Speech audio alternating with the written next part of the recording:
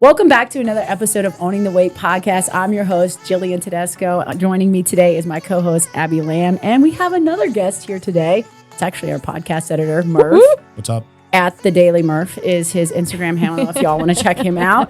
And today we're going to talk about how to create a lifestyle that aligns with your values and goals. And we wanted to have Murph on here because he's got quite the journey to talk about. He's on the other side of the hill. But on this podcast, we talk all things wellness, nutrition, and business. And today we're really going to be diving deep into lifestyle and nutrition. So thank you for being here and helping us out. Thank you for the opportunity. It really does mean something to me when I get to be on the other side of the camera because it means I have something to add. And I love editing. I love producing, but to actually have an opportunity to tell my story, I think can actually maybe inspire or educate some people that, again, like I've always said, like I'm someone who doesn't have very many skills or talents. I am a rather unremarkable human being. And so like as a young kid, I didn't play sports. My dad was not the best guy in the world and he ran a forklift our whole lives. And my mom was a bartender and a waitress, which I have the utmost respect for the service industry. Nothing will teach you blue collar values quite like that. And so like I was a kid who didn't really have much of an identity. And as I got older, I started feeling that lack of identity with like really bad things. I partied a lot. I started walking down the same path as my dad. I became incredibly overweight because substance and alcohol abuse was something that was like, it was a native language to me. It just kind of ran through that side of my lineage. And when I started getting in trouble with the law and I was already on probation, I had to make a decision. I was like, what do I want my life to look like? What are my values? Because I was like, dude, you're going to be a professional loser, just continually going in and out of the system. Do you remember having that internal discussion with yourself? When was that? It was April of 2017. I was already on probation. I had caught another felony while I was on probation, and I was partying with my friends on like a Wednesday night, and none of them were in trouble. They were all just good college kids. And they were all partying, and I'll keep the details kind of private, but I was going to party and I looked at them all. I'm like, I'm not doing this today. And it was like, I've been clean off a certain substance for 7 years from that moment. And I've never had the desire to do it again. And then it was like, okay, it's not enough just to look like I have a job. I have to work multiple jobs and I have to go to school. And that's actually when I started shopping at Supplement Superstores, Andy's first store in Springfield, Missouri. Oh my gosh. Were you at that school? I was at Missouri State. Yeah. I'm a Missouri State Bear. I'm a Sigma Nu fraternity member, and they don't care if I put that out there because we all know what we were doing.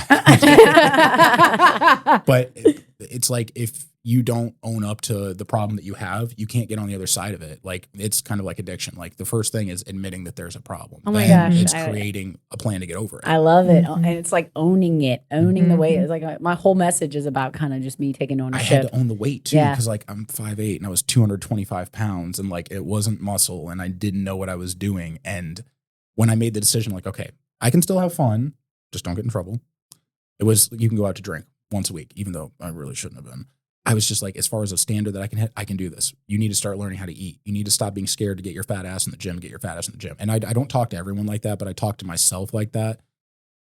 I'd started to wane from that tone of voice though, because it's like, hey man. Was it negative? Oh, it's very negative. Because like my parents were not raised with the kind of tutelage, the kind of parents who would sit there and be like, okay, well, here's what you did wrong. This is why you need to change it. And this is what happens when you don't. It was, hey, step out of line one time and I'll smack you upside your head. And so like when I had to start kind of coaching myself, I had to be like, well, dude, you're not going to have a positive life playing from behind with a negative attitude. Like, didn't play sports, didn't do anything, but like 5 years removed from being from the system. And I was in the system for 5 years. I never went to prison or anything, but like being on probation and being like beholden to someone who is like, yo, dude, I will throw your ass in jail. It's like, okay, you can take something positive away from that. It's just a matter of saying like, what are you willing to put in? You will get something out. And since then, like I left Springfield. I started working for Andy at First Form. I worked for him for about 4 years. Did you start at First Form or did you start with one of the S2s? I started at S2, but we quickly realized that retail is not for me. Like I can talk to people. I have the gift of gab, but like it was so much to handle because like I was working 2 restaurant jobs. I was going to school. And the standard when you work for Andy Frisella, whether it's S2, 1P, or any of his other companies, it's like, dude, this is the #1 priority. And like, it was just too much to juggle. And then when I decided like, my ceiling in Springfield's pretty low here. I feel like I could be more useful if I go home, which I said I would never do. Well, I did what I said I was never do. I went home. I slept in my parents' basement for $400 a month on some sofa cushions from the lawn furniture, and I just completely submitted myself to the process. Wow. It was tough. It's very tough still to this day. So what does it mean to you to have a lifestyle that truly reflects your values and your goals? It's having a plan, and it's waking up not wondering like, hey, who the hell was I last night compared to who I am this morning? I like if I can go out and have a good time on Saturday night, I can wake up on Sunday morning and not be shameful of myself because I have systems and processes in place to live a healthy lifestyle, to live that 80-20 lifestyle. I was just going to say, you're literally just like, you were accepting that 80-20 lifestyle without putting a name on it. There's an 80-20 to everything. Everything. Your job, your family, in your guys' case, probably like even the way that you deviate faith has probably some, like, you're not perfect. Right. That 20% of like, hey, redemption, testimony, asking for forgiveness, prayer, grace, which was a great episode, by the way. I produced it. I think that's what it is. It's having a plan, but understanding that like the lifestyle I'm moving towards is not one of perfection. I hate the idea of perfection. It's, for a creative like me, perfection is just like, it's a box. Do things with a little bit of spontaneity, but have the systems and the values that keep you in line and move you towards success. That's my biggest thing. Let's talk about values for a second. What do values mean to you, or like when did you realize values were important for your lifestyle? I know I have something to say about that. Let's just go ahead and keep you going here for a second. When did you realize I needed to have certain values in my life, and my life would be, I was going to change my life so I could sustain those values and put people in my life that share the same values? I think it was about the time that I started working for Andy, because whether you work for S2 or 1P, the core values stay the same. And it was like, it wasn't just when you were working there, you had to represent the company at all times. Like, it was kind of like being a fraternity again. It was like, no, these are our values: love, honor, and truth. All right, we'll build fun, positive relationships, be disciplined, go the extra mile, be enthusiastic. It was like, I love that he knows them all. That's impactful. Yeah. But that's what happens when you submit yourself to the process. Yeah. Like, when someone goes down, what I would imagine, because again, my spiritual journey is not to the effect of your guys's yet. It's one of those things that like you can say like, I believe in Jesus and I read the Bible, but are you enacting the things that the Bible tells you to do? Are you taking the stories and the metaphors? Because if you don't put those things in action, then you're just talking about it. You're not being about it. And so for me, I was like, I don't want my life to look like I'm doing the right thing. My own personal core values are like, be objective, be sincere, be resolute, as in finish what you start. It's just things along that nature. And I've tried to keep them static. I try to keep things in like 1s, 3s, 5s, and 10s. He's done some deep work on this. You have. No, I'm just incredibly OCD. Oh, wow. But I mean, quite honestly, hearing from you guys, like, how did you figure out what your core values were? I think for me, it's definitely more, it's something that we've noticed probably within the past handful of years. Like, ideally, like I would love to say like, oh, whenever my husband and I got married, like we figured this out. But like, no. Same. It's fairy tale. Yeah, like the past few years, like we've really been focusing on building a life and a lifestyle that we want to live for the rest of our lives. And so for us, I would say, honestly, my husband and I have never sat down and like said like, these are our core values as a family, or like, these are my personal core values. But like, I would say for us, like, it's definitely like honesty, respect, fun. Like that's one of our core values. Oh, yeah. Those would be like the top 3 that come to my mind whenever I think of core values. Fun's important. Yeah. I want to have fun. Like I want to do cool, fun stuff within my life. Fun. You only got one life to live. Yeah. This is it, baby. Yeah, I love So that. what about you? So I feel like I kind of like, they kind of cross over from work, because work is so much my livelihood. But like, I would say big important values for me are just overall wellness and health. Financial freedom is just setting ourselves up to be in a good spot. Everything at work kind of, like I said, crosses over. So just like the open and honest communication that we promote at work, we have at home with our kids, transparency, and like the unconditional love. I'd say that's a big one, because like tip my hat to my husband. I always say he's the better half. He always loves first, forgives first. And like, those things are so important to me. I'm just a little more stubborn than he is. But like, we never, if we get in an argument, like we're never upset with each other for more than 15 minutes. That's awesome. You know, and he's just, he would, even if like one of my kids storms off and he's upset about something, like Jason is the one that goes up to his bedroom, sits on his bedroom floor, and we'll spend an hour with him. You know, like we have like the love and the forgiveness and the grace that's so big in our house. And I want to exemplify that at work as well, as we love on employees and love on the community as well. So I would say love is so important. Wellness, those are big ones for me in communication. Oh, that's great. And again, I could tell from the business. I can tell from working with you guys. What work? You know what else I would also say too is just growth. Like that's a good one. I was out with one of my girlfriends last night. We were driving in the car and we were talking about the 2 things that we want to start learning about. And she was telling me, you need to take a nutrition course and just get certified. I'm like, you know what? I feel like I know a lot, enough to know. I really want to spend my time learning something new. And she said the same thing about her. Hers was physical therapy. She wants to start learning about biohacking. And wow. I was like, if I could go to any school, I honestly, I just want to learn more about the Bible. I would rather go to seminary school than go back to nutrition school. Like I want to learn something new. And so that like pursuit to constantly be growing, that's a core value for us at work, but it's a value of mine and my friends that I hang out with. I want to be constantly growing with them and have people around me that want to grow. Yeah. Being around folks like yourself and even some friends from outside the Fifth Flavors community. Like I wasn't raised in a religious household, but you know, the chime of spirituality is like, I can take a little piece from everybody's walk. And it's like the biggest thing that I've learned from, you know, the Judeo-Christian faith is like, it's not that the commandments are there to like, if you don't do this, you go to hell. I've walked around with the idea like hell is something you walk around with you. It's that like, if you do the basic fundamental things, like with your nutrition, you don't really have to think outside the box too much. You just have to do the basic disciplines that lead people to a virtuous and happy life. And often it means not walking around with guilt or shame. And that's a big hurdle for me that I've had to overcome is like that self-criticism. It voices itself in guilt and shame. And what is the antithesis of that? It's the lack of pleasure. And it's also like, it's taking a minute away from self-control. That's what shame has been for me. And it's like, just switch your mindset. Be open-minded. Listen to the people who have those values and foundations. Because the amount of things I've learned just sitting in this room recording and then editing. Oh, that's awesome. It's been very paramount. That's awesome. Thank you. I feel like I have to put this little nugget in there. When you were talking about the 10 Commandments, I've looked in and researched them a lot. So originally the 10 Commandments were created for the Israelite nation, when God chose them to be his chosen people.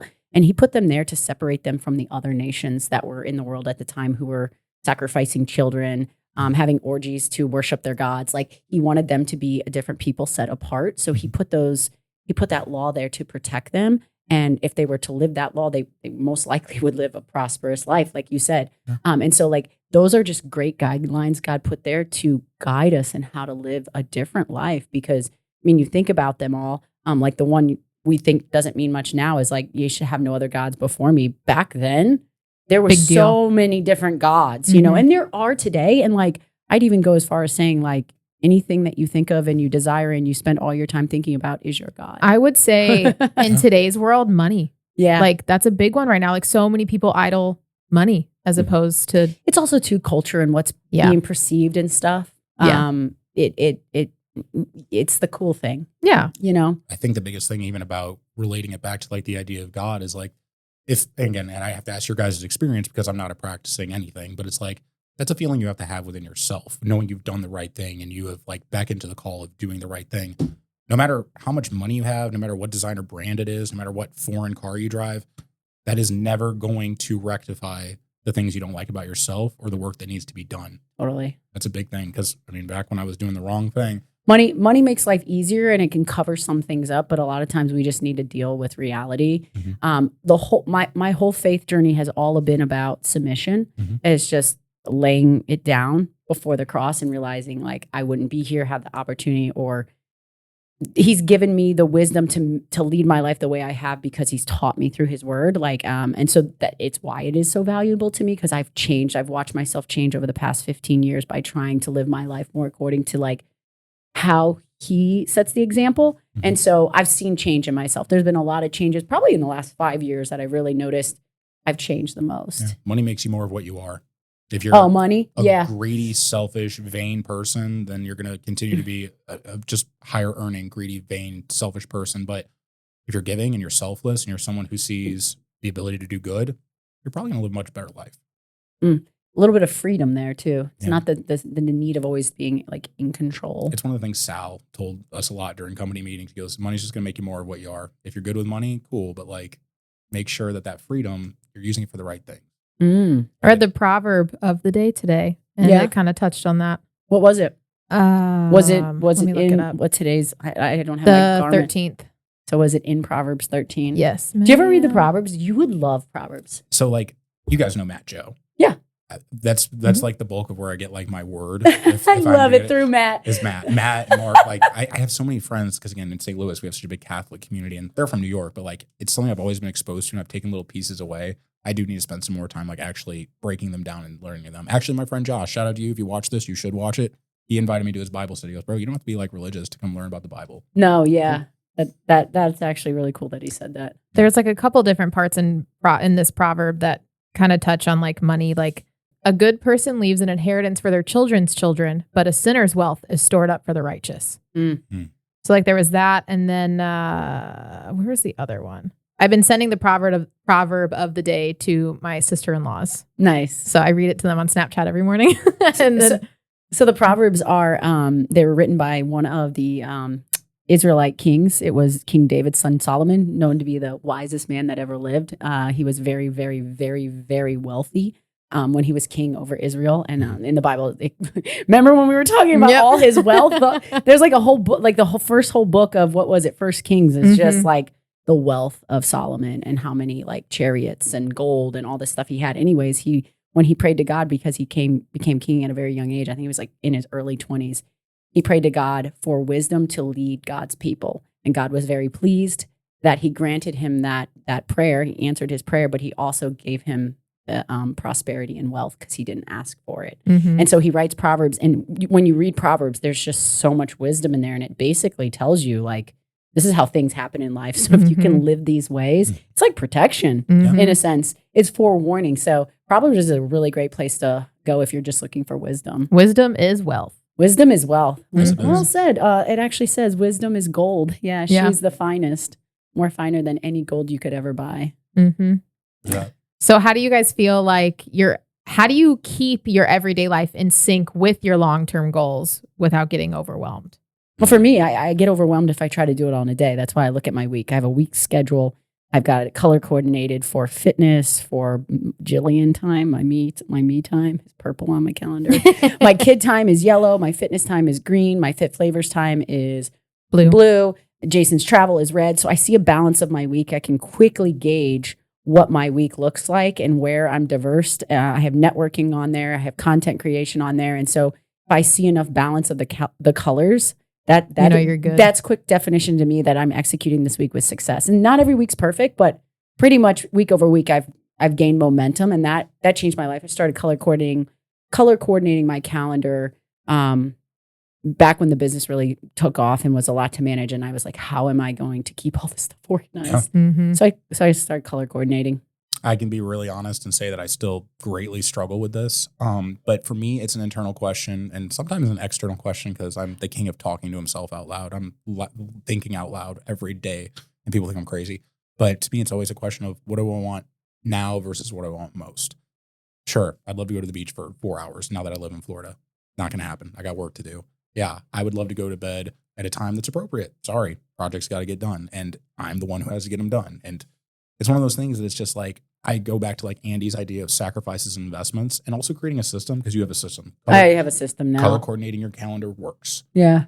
5 things that need to be done that move me forward. Every day. Yeah, that's cool. A power list. I don't always put the win and loss thing to it, but it's like, did I just get the fundamental things I needed done today? What's on your power list today?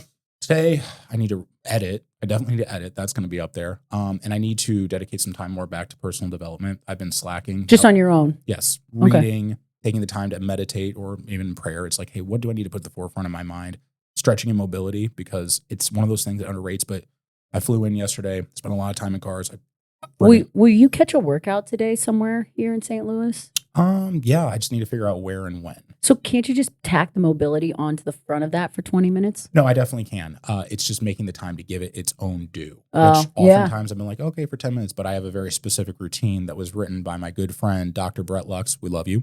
He was like, dude, like, I'm not gonna lie to you. Your lat is so tight and you do so much with jujitsu and you do so much pull-ups that like, you've been like, kind of hurting yourself. He goes, I'm going to give you a program and a plan. It might take you 20 minutes a day. I had to see him like 4 times a week before I left, and I only had 2 weeks to go see him. Wow. So it's sometimes just like making the hard decision to be like, okay, here's what I want to do, and here's what I need to do. Here's what's important to me now.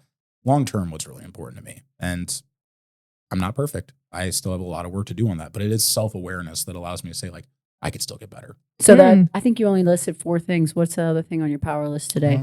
It will definitely be to shoot something for myself. There was something I wanted to get done. What about right now? Yeah, we're not on your power list. But I had that planned in. This is already understood. It wasn't one of those things I had to make the decision to do. You want to do something? Okay, gotcha. I came home for this. Which, again, thank you for the opportunity because I like coming home. I like having something to come home for, though, than just to hang out with the boys or to go to downtown St. Murph Louis. up and moved to Florida like probably 4 weeks after we hired him to manage our podcast, but he flies home to help edit us.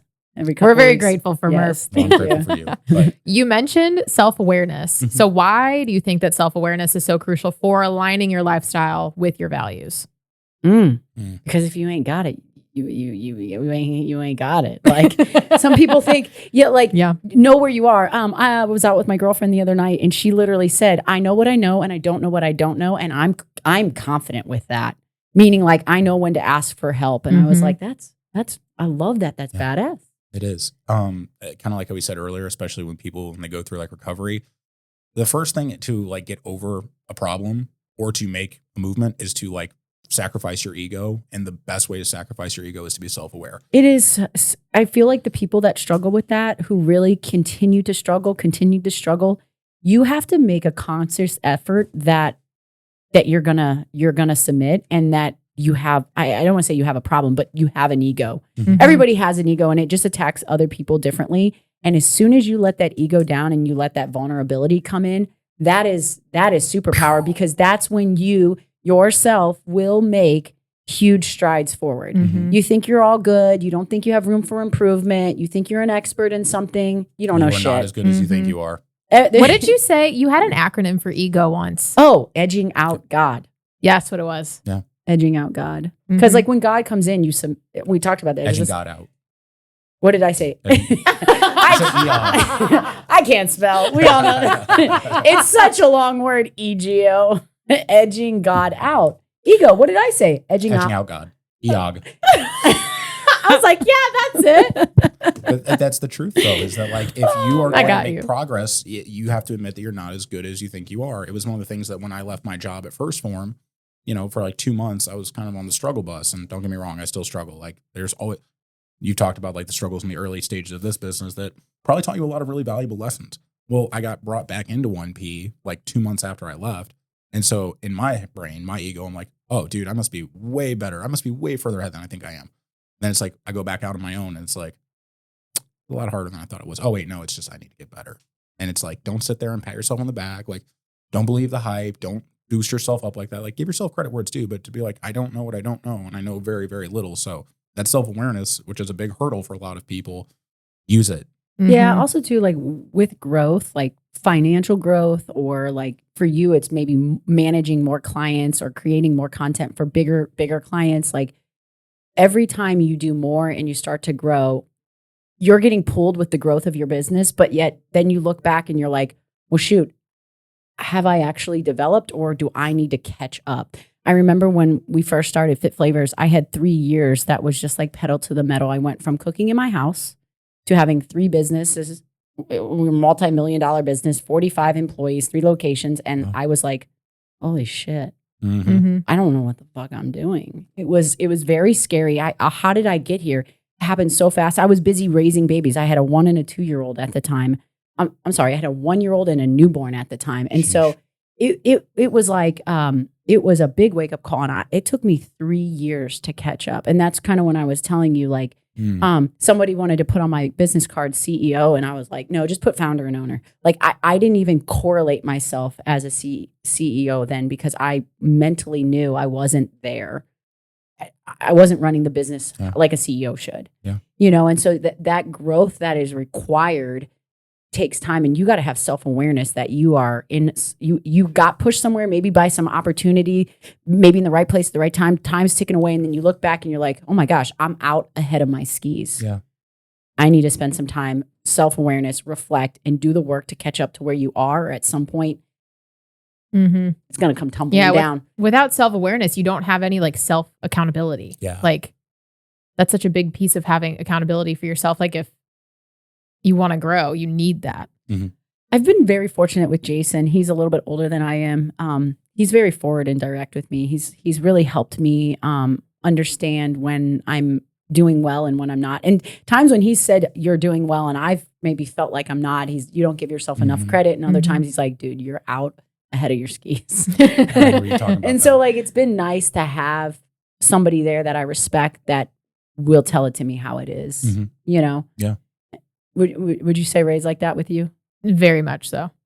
And vice versa. Honestly, so how Raymond and I's relationship is, like I'm the Jason and Ray is you. Yeah. I more so give feedback to Raymond more than he gives it to me. Just because, and also too, like I'm so blessed that I'm in the position that he's in because like I have a front row seat to a CEO of a multi-million-dollar company and Raymond's starting his own business. So I'm like, hey, I know that Jillian went through this. So like maybe you should do this. Yeah. So I think that's great. And I think being able to give yourself credit is a huge hurdle that people really struggle with. I mean, I know for me personally, like it's still the I'm not good enough or this isn't reality. I'm not at my goal. I'm still not there. So you don't want to sell it. I lived like that for a very long time.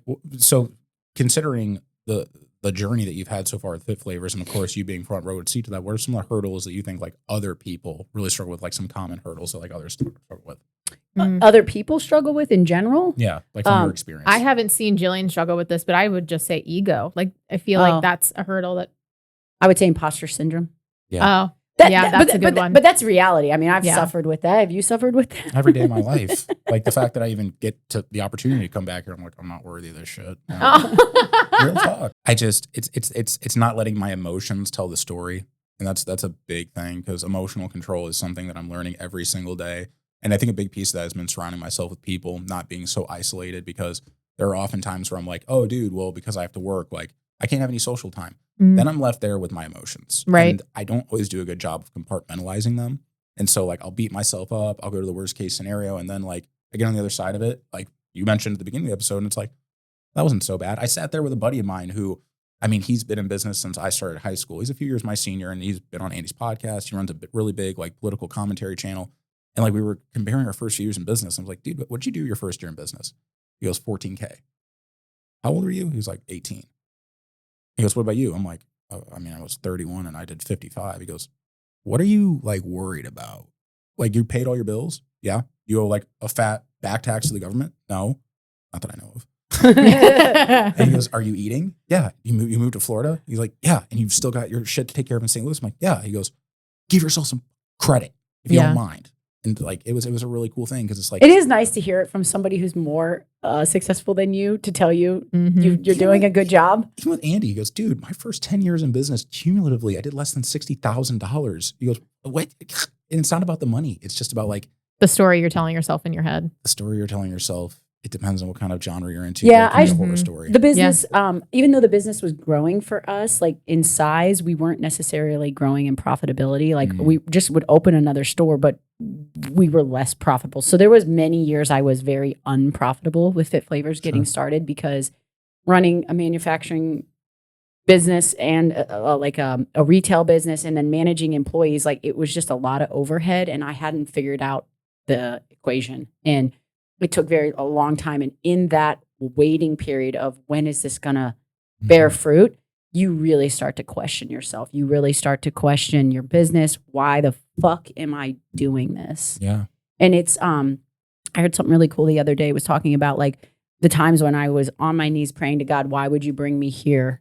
Like, what is the point of this? Is there going to be another side? Am I going to make my way out? But then when you're on the other side and maybe you're in success or happiness and joy, is to not forget to have gratitude and thanks because knowing that it can change at any time. So and once you know God and he's brought you through that valley and knowing him through that success, when you go back in that valley, you just have confidence that he's going to bring you out again. Gratitude has been a cheat code for me.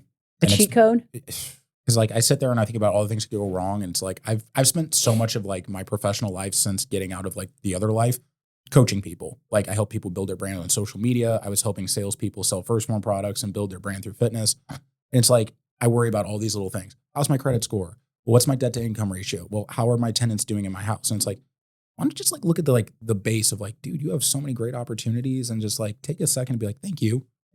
Whatever it is I'm saying thank you to at this moment. It's like, I should just be excited the fact that I have the opportunity to get better and to invest in these things and invest in these things for the betterment of other people. Because like my dad, my birth father, not my step pops. My pops is my man, but like my dad didn't live a life of gratitude. And it's why he, for a lot of things that I could spare us right now, it's why he didn't live the life that he wanted to. And it's why I'm going to rectify those issues within my bloodline, I think. That's good stuff. Thank you. Gratitude, I feel like it's the simplest like way to do a mindset shift. Like it's not easy sometimes, but that's always like gratitude is like my best tool in my pocket.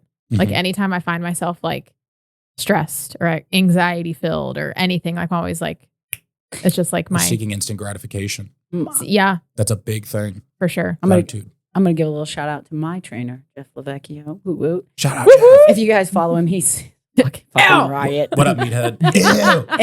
He's a riot. He's always talking about gratitude. One thing we do is for our cool down, a lot of times after we'll work out, he has us cool down for about 2 to 3 minutes, put your legs up, do some breath work and bring that body back into the parasympathetic state. And he'll say, think of 3 things you're grateful for. And then he ends it, and it's 8:15. You've already fucking killed the day,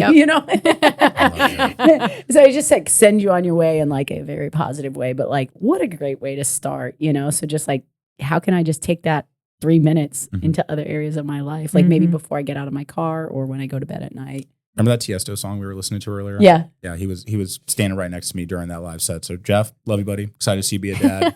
Love you and Kiki to death. You're great people. Shout out to the Hockey Think Tank podcast too. Yeah. There we go. Man, Jeff, like you're getting all the shout outs. Yeah. All right, we're going to wrap it up. So what is your guys' best piece of advice for someone that is starting to align their lifestyle with their values and their goals? Write them down. Write them down. Yeah. I know that sounds cheesy as fuck, but write them down. You won't forget them. For sure. I was actually proud of you for like naming yours off. Yeah. When I was put on the spot, I'm like, I know there's like 2 more, but like I just can't think of them. You can write them on your mirror. Yeah. I have them actually written on a note that sits on my desk at the house that I stay at when I'm in St. Louis. So all the same, I think it is make sure that you are not just talking about it, make sure you're being about it. Because again, there are a lot of people who, when they want to build a brand or they want to use social media to like leverage their personality, a lot of people speak without action. It's going to be hard to live up to your values if they are really your values. So like if they are written down and you're serious about reaping the benefits of what those values are, you have to meet it with action, and it has to be genuine action. So yeah, you have to hold yourself accountable to your own values. Like you can't say you want to do one thing and then do another. That's hypocritical. If I said I wanted to get my life in order and I continued to sell drugs, well, then I would not have gotten my life in order and I would still be selling drugs, probably still going in and out of the system. But instead, I run a legitimate business. I have great people that I work with. I have an awesome support system here and in Florida. And it was because of the decision to be objective, live with conviction, and to just really invest in myself and just don't just talk about it, be resolute about that shit. Good stuff. Mine would be to your inner circle should have similar, or if not the same, but I'm glad similar, you said this. values and goals as you, because you are the people that you hang out with. Like regardless of how headstrong you are, or who you are as a person, like if you hang out with those people, you're going to be those people. Absolutely. 100%. Well said. Thanks. Well, thanks for tuning in. We hope that you guys got some nuggets of information during this episode. As always, this podcast is sponsored by Fit Flavors, which is local to St. Louis. We have 6 area locations. So pop in, come grab a meal, throw it in the microwave for a couple minutes, and subscribe to the channel. And we'll catch you next time. Bye, guys. Bye.